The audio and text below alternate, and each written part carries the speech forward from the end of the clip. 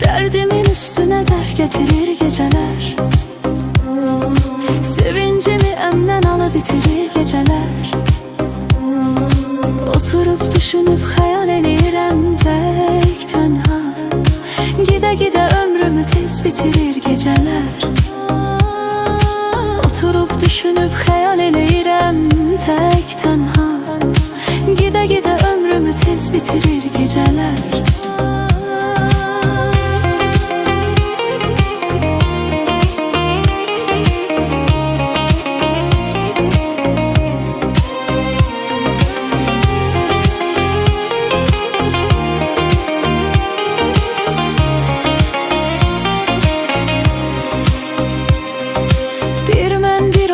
Yazıram həyatımdan, bəzi adamları pozuram həyatımdan. Yazıb adlarını xoşlamadığım adamın bu gecə, çəkib üstünə xət cızıram həyatımdan.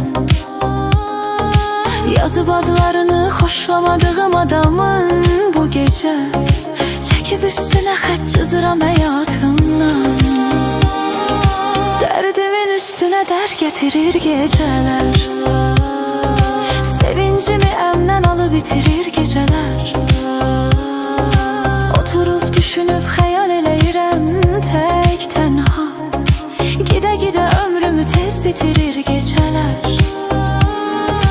Oturup düşünüp hayal eləyirəm.